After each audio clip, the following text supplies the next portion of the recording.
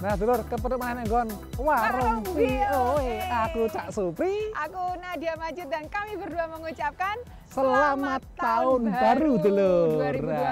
Wes mesti tahun baru, kabeh baru. Oh, kabeh baru ya. Muka nggak baru muka tapi baru tetap tambah tua. tambah tapi. tua. Iki saka Georgetown dulur. Bener. Iki adalah salah satu pusat shopping, Perbelanjaan ya? pusat restoran juga, nongkrong-nongkrong. pusat perayaan tahun baru juga, Cak. Sampai nanti pas tahun baru Ibu. Aku nang omah ae. Nang omah ya. Aku terpaksa ada tugas kenegaraan. Melu acara wong Indonesia dangdutan. Oh lah. Wah, Emang ya ini rame. ini memang rajanya dangdut kok Washington DC dulu. Kalau kita menilik kembali ya 2011 itu ya alhamdulillah baik-baik aja semuanya walaupun ditutup dengan kondisi ekonomi sing lagi rada pacak krisis sithik lah. Pacak klik. Jadi meskipun akhirnya kan malah ada Amerika kan mungkin wong Indonesia juga ngerti kan ada gerakan Occupy Wall Street, pendudukan Wall Street. Jadi protes yang ngon wong sing sugih-sugih, protes nang nggon para pemilik modal nang nggon sing menguasai Wall Street karena mereka beranggapan mereka lah penyebab krisis. Nah itu, walaupun begitu, ono sing protes, tapi juga ternyata secara mengagetkan daya beli uang Amerika ini cukup tinggi itu rupanya, Cak. Pas akhir tahun. Pas akhir tahun itu, kado Natal, kado akhir tahun kuwi itu meningkat 14%. Tahun 2012 iki apa dimulai dengan itu isu ekonomi iki, Cak? Nah, kita tetap tahun 2012 kebetulan juga ada pemilu presiden, isu ekonomi akan menggelinding terus dan saya pikir protes-protes anti Wall Street masih terus berlangsung. Nah, anak ceritanya. Para aktivis di ratusan kota Amerika memprotes kesenjangan ekonomi dan pengangguran. Menurut mereka, bank-bank bermasalah mendapat dana talangan dari pembayar pajak. Namun, rakyat biasa yang diberi masalah uang malah rumahnya disita.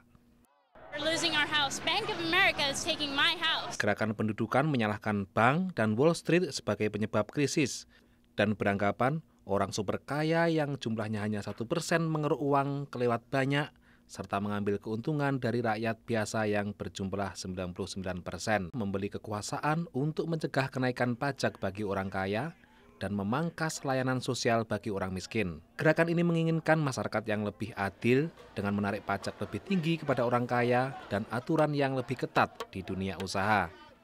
Namun, menurut Peter Wallison dari The American Enterprise Institute, pajak yang lebih rendah dan peraturan usaha yang lebih sedikit akan membantu perekonomian. Ia mengatakan pertumbuhan perusahaan teknologi tinggi seperti Apple menunjukkan bahwa pemerintah seharusnya tidak mencampuri kiprah pengusaha seperti Steve Jobs. These people grew up in very poor circumstances. Steve Jobs was a great example of that and turned out to be a very wealthy man because of the things that he was able to do in our very flexible society.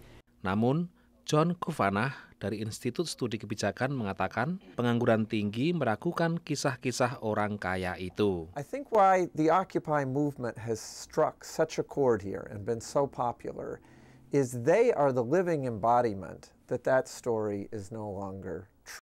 Kantor Anggaran Kongres mengatakan kenaikan pendapatan 1% warga superkaya di Amerika mencapai 275% selama 3 dekade terakhir.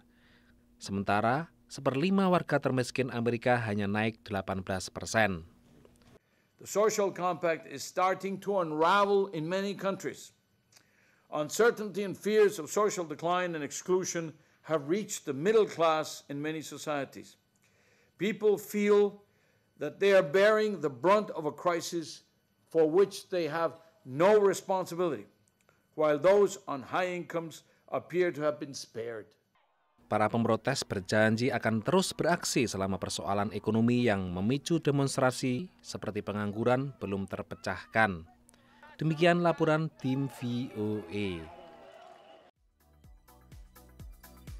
Wah, rame ini ngomong belanja, itu cupcake ae. Kudu ngantri. Terus iki memang mungkin pas merayakan tahun baru luwe. Iya, luwe. Apa iku? Apane iki rada dingin iki. Adem karo kon makane kudu rada akeh sing obah iki Natal. Obrolan para gedhe lan diterusno sakwise pesen-pesen iki.